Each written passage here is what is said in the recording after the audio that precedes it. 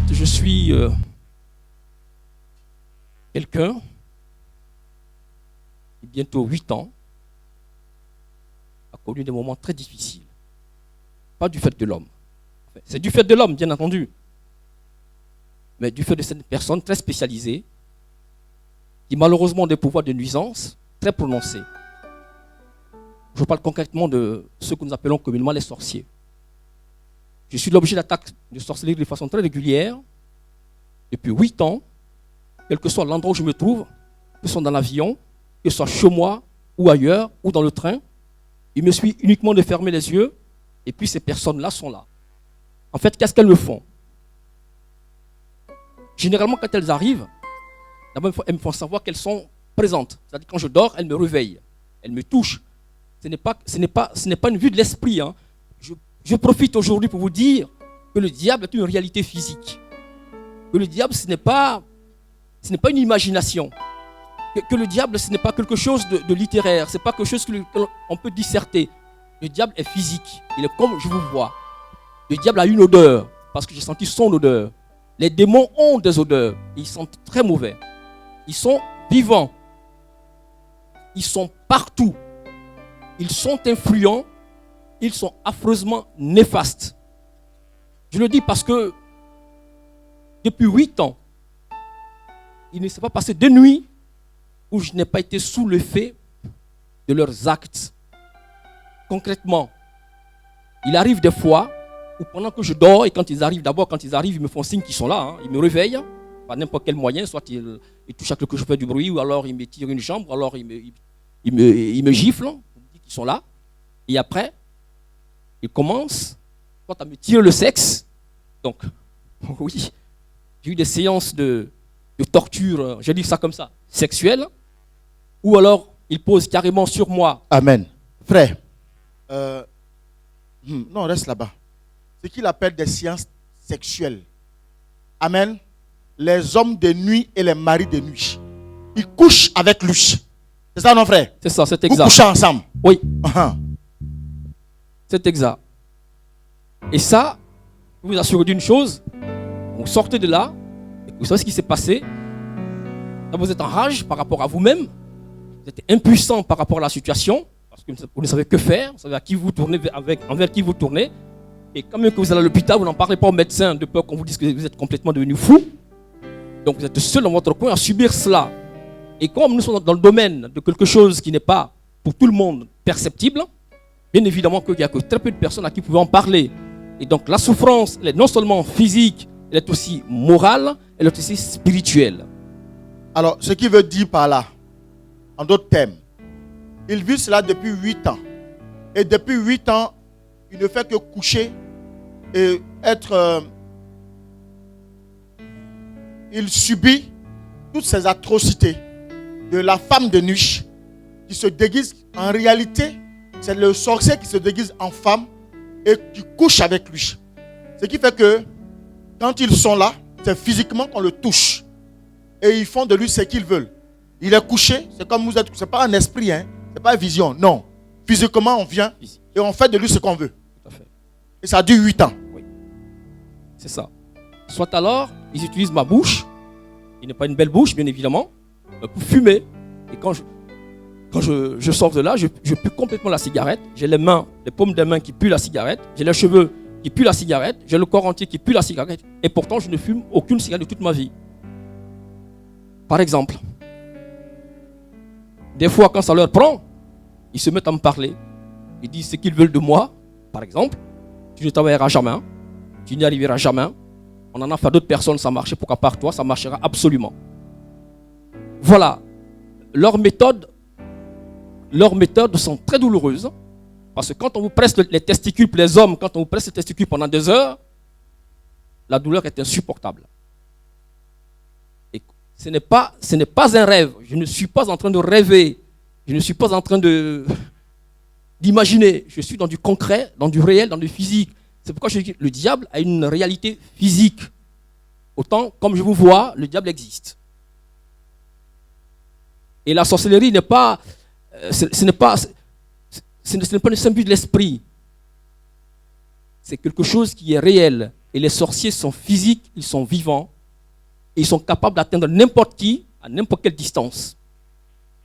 Quel que soit l'endroit où vous vous trouvez, ce n'est pas ce qui vous protégera. Moi, j'en ai subi les sorts. Et je sais très bien de quelle façon est-ce qu'ils sont dangereux pour la santé humaine. C'est ainsi, au jour d'aujourd'hui, avant que je ne vienne ici, quand je partais quelquefois à Abidjan en mission, je me suis entendu dire plusieurs fois que j'étais déjà un Maccabée, c'est-à-dire que j'étais déjà un mort vivant. Amen. Plusieurs hommes de Dieu se sont réunis, n'est-ce pas? C'est ça. Ils ont dit pour toi, on ne pouvait plus rien faire. Tout à fait. Et que c'était un homme mort. C'est-à-dire, c'était un squelette vivant. C'est bien ça? C'est bien ça. Et ça, partout je suis passé. Donc, une fois, j'étais en train de passer, et une dame qui est sortie de chez elle, ici en France, et qui m'a rencontré et qui m'a dit, voilà monsieur, vous êtes en sursis. Vous êtes déjà mort. Le souffle qui est en vous aujourd'hui ne vous appartient pas. C'est comme si on vous louait une voiture de location, vous avez fait un accident, le garagiste vous dit, bon voilà, en attendant que votre voiture soit réparée, je vous prête une voiture nouvelle. Ainsi, pour elle, voilà, elle m'a vu ainsi, c'est-à-dire que je suis en sursis. Donc tout le monde là-dessus est unanime que je suis déjà mort. Mort, bien mort, dans mon linceul de mort, plus rien à faire, je suis tout prêt à rejoindre l'au-delà. Et ça, c'est l'œuvre des sorciers, de personne d'autre. C'est l'œuvre des personnes capables effectivement de diligenter envers des personnes vivantes des forces maléfiques qui sont réelles. Mon but, en fait, c'est d'attirer votre attention sur le fait que le diable est réel. La sorcellerie est réelle. Ce sont des choses qui sont réelles. Mais quand je suis entré ici et que le pasteur, effectivement, a vu ce qui se passait dans ma vie, bien évidemment que j'étais complètement déraciné, j'étais troublé. Parce que c'est des choses dont je ne parle pas. Je disais à mon grand frère, même plusieurs fois, ce qui m'arrive, je ne peux jamais t'en parler parce que tu ne comprendras jamais. Avec ton esprit de rationaliste, tu me mettras à rationaliser et tu ne comprendras jamais ce qui m'arrive. Bien évidemment qu'aujourd'hui, je vais oublier les pans de ce qui m'est arrivé parce que c'est tellement atroce que l'esprit humain est ainsi fait. On fait en sorte qu'on puisse oublier soi-même ce qui nous arrive et qui est très fortement négatif.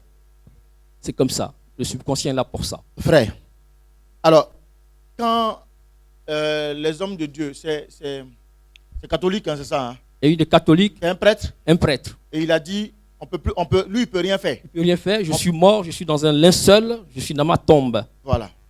Quelqu'un qu'on a déjà emmailloté, oui, et qui est déjà mort. Oui. N'est-ce pas? C'est ça. Alors,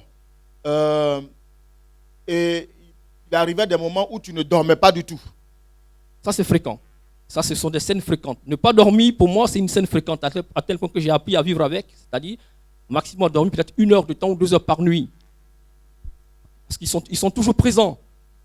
Et une fois, je suis allé m'asseoir dans la cuisine parce qu'ils m'ont tiré du lit, je suis tombé du lit. J'étais couché, ils m'ont tiré carrément du lit, je suis tombé du lit. Je me suis dit, bon, mais comme vous êtes invisible, j'ai été chercher dans la cuisine un couteau, et je me suis mis à profonder l'air et essayer de combattre un ennemi que je ne voyais pas, bien évidemment. Et puis après, je me suis passé dans la cuisine. Ils sont arrivés, ils ont tiré le pied de la chaise et je suis tombé. Est-ce qu'on peut garder le silence? Restez concentré. Amen. Et depuis que tu es venu à la mission, et que depuis le jour où le Seigneur s'est révélé à toi, par rapport à ton sommeil, qu'est-ce qui s'est passé? Depuis lors, jusqu'à aujourd'hui, je n'ai ressenti aucune présence métaphysique. Ok.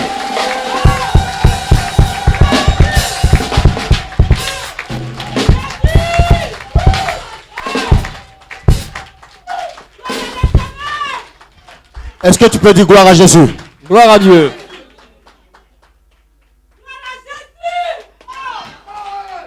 Frère, quel est ton niveau d'études?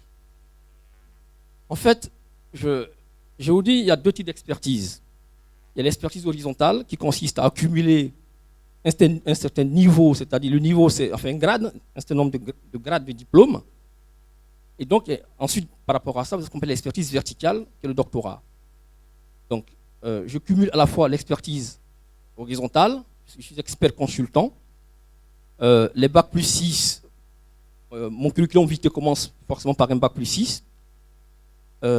Ensuite, je suis appelé, enfin je ne peux pas actuellement un PhD dans le domaine de l'eau, c'est-à-dire faire en sorte, quand il pleut, pas qu'on meure d'inondation. Concrètement, je suis expert consultant, clinicien.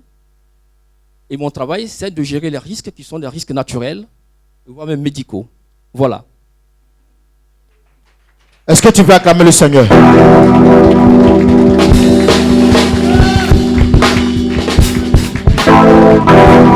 Amen. Le PhD, c'est le dernier diplôme universitaire. Amen.